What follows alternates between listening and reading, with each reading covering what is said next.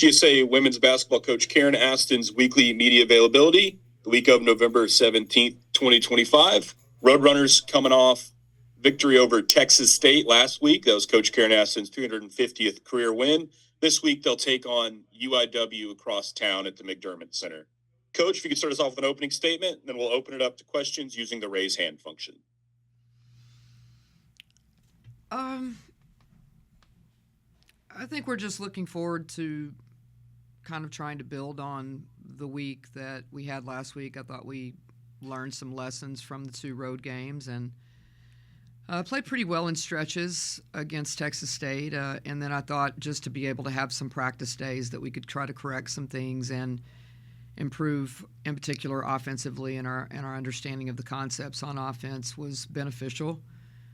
And then we were able to take a day off tomorrow. I think it's always good for the players and the staff to have a complete day off where there's no class for them or anything like that. So I thought we were able to catch our breath and get ready for a really busy next couple of weeks. Sean? Coach, what are you looking for from UIW? How do you think they'll challenge you? And then I guess also, why is it important to play these games against, the other Division I school in San Antonio? Well, I think they're natural, for us to play each other and benefit from high attendance, benefit from community support. I think that both Jasmine and I are both trying to gain community support for our programs and gain, really, to be honest with you, support for women's basketball in general in this city. So I think that it is extremely important, as the men stressed about the exhibition game, just to engage in the community. We're having an education day. The men are having an education day on Tuesday. So I think all of these games combined are beneficial for getting the community of San Antonio involved in not just basketball, but in particular for us, women's basketball. Jerry? Hi, Coach. Wanted to ask a little bit about Cheyenne Rowe. She had a nice game the last outing against Texas State, and just going over some of her numbers, her career numbers, I noticed she's her minutes per game are way up this year. Obviously, you expect a lot from her this year. She's averaging 27 minutes a game. Just kind of wanted to ask you about how you feel like she is stepping into that new role, additional responsibilities, more playing time. How do you think she's doing with all that? Oh, I think she's doing great. I think that Cheyenne was more than ready to step into a starting role. And to be honest with you, she was really a sixth starter, I thought, last year, the way that she contributed and the consistency that she played with, especially in conference play. You would have considered her like a starter. So I don't think that role has necessarily changed. Maybe the amount of shots that she's taking right now and the times that we're playing through her would be a little bit different than what she experienced last year. But I definitely think that her being in the rotation the way that she was last year is, the minutes are not surprising to her or something that has caught her off guard, and probably not anybody else that we're playing. If they did any scouting on our team last year, they would probably know that she's a pretty constant player for us. Does it surprise you, Coach, that she's been able to maintain? She's been shooting 50% ever since she stepped on campus. Does that surprise you at all? Well, not the amount of time she puts in the gym, Jerry. I mean, she's one of those that really takes advantage of the time in the summer to just get shots up. And with her academic schedule, it's a little bit more difficult when the school year begins and she takes a full load because she's a student athlete.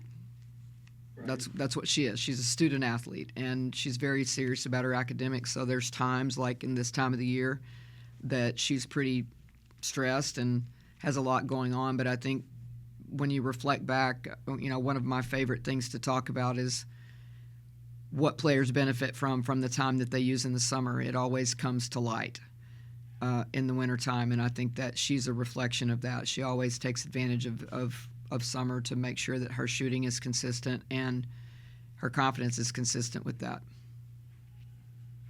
John? If I remember correctly, Coach, you coached UIW's Coach Jasmine Player at Baylor.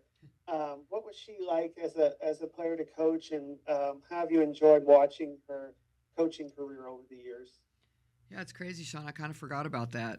She seems like such a peer to me. You know, she's been in the profession for quite some time, and she handles her coaching abilities just like she did as a player. I recruited her and then had the privilege with stepping across down I-35 to Baylor. I got an opportunity to coach her for 1 year, and she's a delight. She was a delight to coach. She's a delight to be around, a very positive light on our profession, and someone that I think has a very, very bright future as a head coach.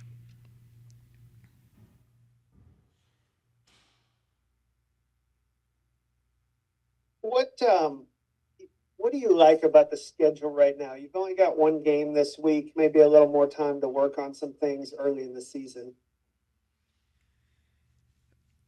You know, it was difficult to find home games, and so I probably would like to have had one more game stuck in here somewhere, but with this team and the depth issues that we have right now, I'm not so sure that this didn't play out positively for us.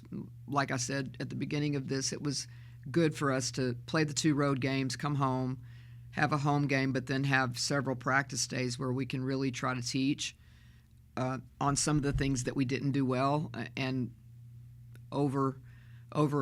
emphasize the things that we did well. And I think that sometimes in November you just cram a bunch of games in here. If you have an older, experienced team, that's probably a good thing, because all they want to do is play, and I know that's all anybody wants to do anyway. But for this particular team, we really needed to step back after the 2 road games and address some things that we could show them on film. And, you know, sometimes you just hurry up and look at the next team and you really never look back at what you did. And we've had the opportunity to do that.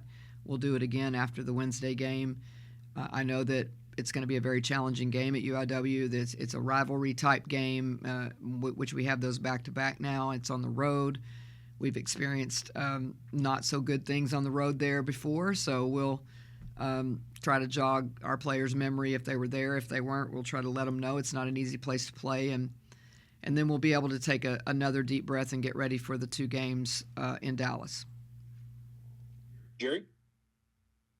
Coach, how were your practices since the Texas State game? You mentioned you wanted to address some issues that you felt like needed to be addressed, and just kind of wondered, what did you work on specifically, and how well do you think your kids did in embracing those challenges? The players have been great. I mean, they come in and they want to get better. They're challenging themselves to get better.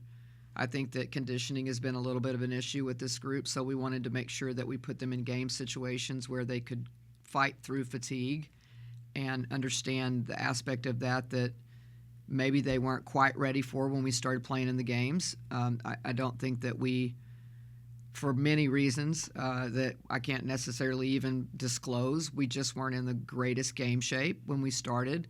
And if you look at us now compared to where we were a couple of weeks ago, I think we're better. So some of the practices, Jerry, were really set up to put ourselves in the game and fight through, minutes of playing where the whistle doesn't blow or you haven't had a media timeout, and how can we fight through some of those moments and get to the timeouts and make adjustments. Some of them were, shooting while you're fatigued.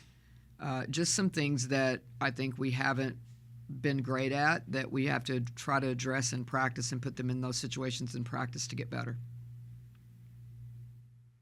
I guess there were sometimes, in the practice, those practices you had just prior to the start of the season, where you were going sometimes without even 10 scholarship players available, right? I mean, I know there were some practices out there early where you had less than 10. And so was that a factor? Yeah, for sure. Again, we had some players that were coming off of some I don't want to say load management, but we are managing a couple of them for the long haul. So we knew to begin with that they probably weren't going to be in tip-top condition because of the way we managed their summers or their summer. that was one factor, and some of it was just the fact that we had some injuries. So young players playing the amount of minutes that maybe none of us anticipated. I definitely anticipated young players playing, but they've been thrown into 30 plus minutes, and that wasn't necessarily what the plan was, and we had to adjust to that, and they had to learn. It's not even an adjustment, it's really just they had to learn what that felt like, and how do they manage their own breath, and how do they manage their mind when they're fatigued. Those are things that I think are truly learned behaviors that happens in the game. So we'll get better and better as we go along. I really like the potential of this team, and I've said it from day one. As long as we obviously don't have other injuries, we have what we have right now, and I think it's enough for us to be a really good basketball team if they'll continue to embrace change and continue to embrace hard. I think we have some pieces that we can really have some fun with and be a very challenging team for other teams. But again, it's going to be a process. So we're not a finished product. We're not a mature team, but we're going to be forced to get that way, to be honest with you. And it may not happen till mid-January or late January, but I do see a lot in this team that can be really special if they just keep grinding away. John? Kind of back to the coaching piece. I know you've had a lot of coaches who've impacted your life, particularly your high school coach, but you've had a lot of players that have gone on to careers in coaching. And how meaningful is that to you? I mean, that certainly speaks to the impact that you've had on their lives. Well, you definitely hope that they find, when they start to think about profession and what they're going to do post being an athlete, you hope that they find their passion.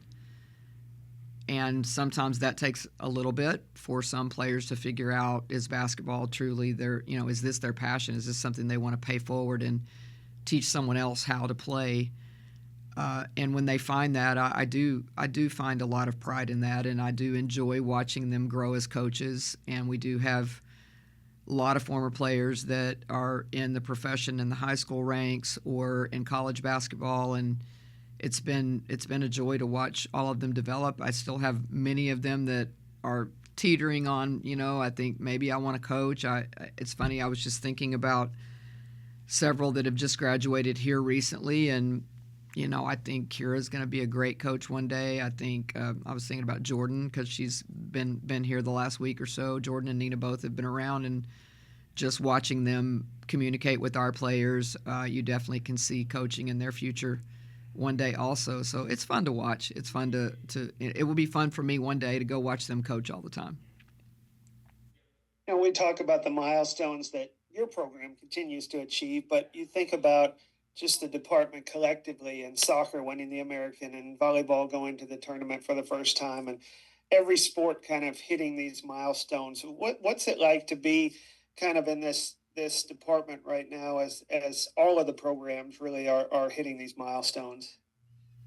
I think that's what we all bought, so to say, I guess, if you want to word it like that, when we all decided to come here and coach, is that there was a clear vision by Dr. Campos. We believed it. We see the potential going into the American. We saw the potential of being in that league and playing at a higher level and being able to recruit higher level athletes. And yes, did NIL throw a wrench in some of those plans? There's no question about that. I mean, but what I've really enjoyed is watching the coaches embrace hard, because that's what we're all trying to teach the student athletes, is that this is not an easy job to be a Division I athlete. It's not easy to win. That's why I appreciated the work that was put in by you guys to hang that banner the other day and do it the right way, is because it's not easy. It's not easy to hang banners. And when you do it, you better celebrate it, and hopefully all of us will start to feed off of each other. I so admired the way that Derek's team played. I watched them. I mean, they fought so hard in Lubbock, and you could tell that they really believed in what they were doing, and that kind of stuff, it permeates across campus, and the athletes start to feed off of each other, and it's always a fun thing to watch when that starts to happen, and I think it's happening here.